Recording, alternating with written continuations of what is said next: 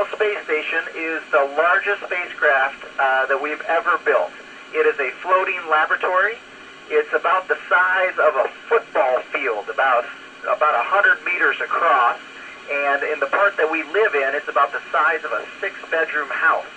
The cool thing about this house is we can use the ceiling and the floor and the walls to do all our experiments and to run all our systems and actually to sleep.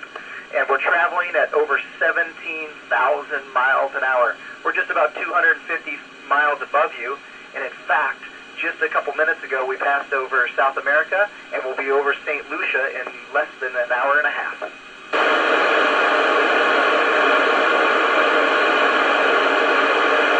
Over.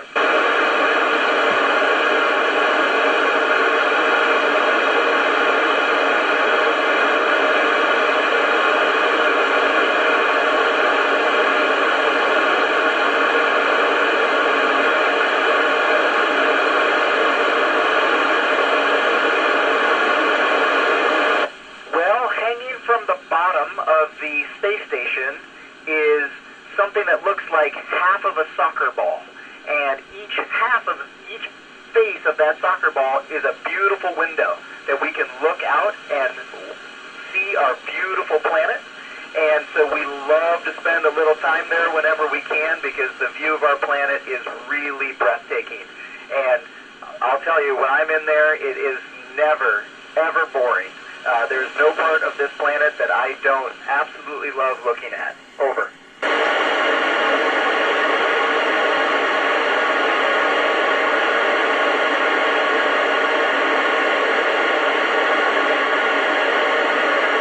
In fact, we can see hurricanes from space.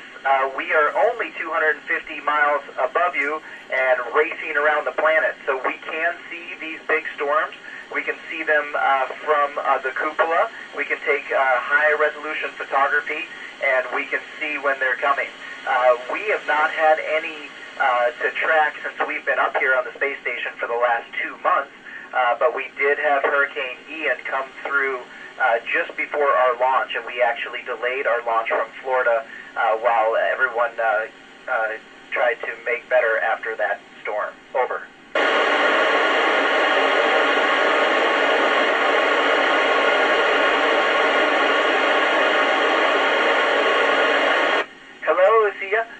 In fact, I feel like I've been studying my whole life to be an astronaut, and I don't know that I'm ever going to stop, because I really, really enjoy learning new things. In my previous life, I was a physicist. I studied physics, and then I became a pilot in the U.S. Navy, and then eventually a test pilot before I became an astronaut. And so the best thing about this job is there's always something new to learn, whether it is how to live and work in space and get better at that, or if it's helping our researchers do their experiments and learn new things about their fundamental science that they're doing. Over.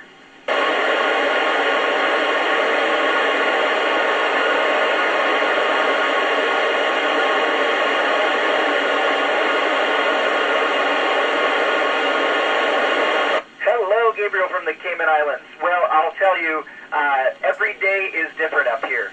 Some days we're doing research and helping run those experiments that we were just talking about, and those experiments go from everything from biology to physics to research on the human body, or sometimes we're doing maintenance on the space station. Sometimes we have to fix things that are broken or improve systems that we have already.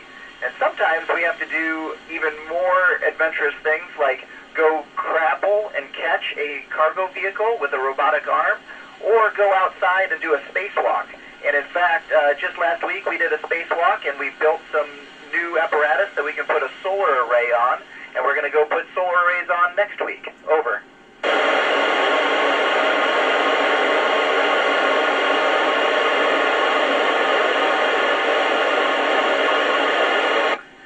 Well, we can certainly take photography from the cupola, like we were talking about, and we can see the effects of climate change from time to time, depending on where we're looking and what we're looking for. But primarily, we have instruments that are mounted on the outside of the space station that are used to collect data on the planet itself, whether that be surface temperature or atmospheric content, And that helps us give information back to the researchers and the scientists to help us understand where we are, where we're headed.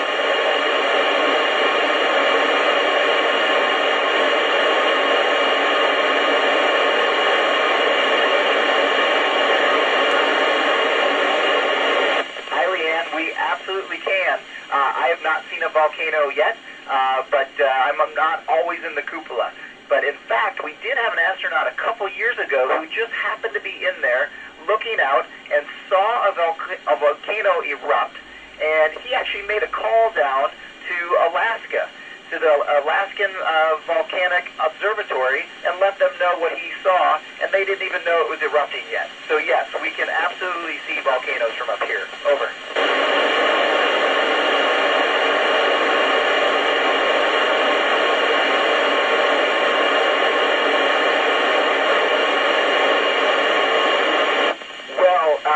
Space hurricanes are a little different than the hurricanes we're familiar with on Earth.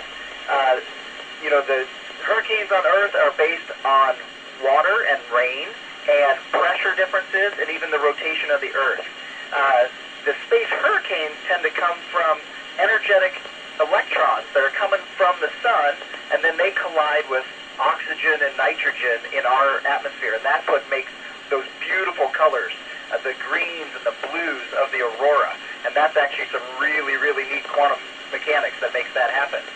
And sometimes, very rarely, but sometimes the magnetic field of the Earth is such that it actually makes a swirl of that aurora. It makes it look like a hurricane.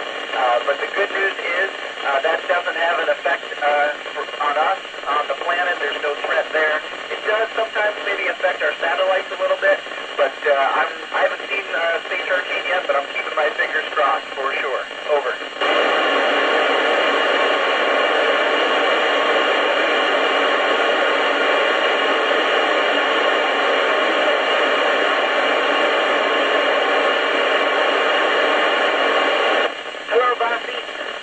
Well, I'm a physicist, so I have to tell you that everything that has mass pulls on anything else that has mass.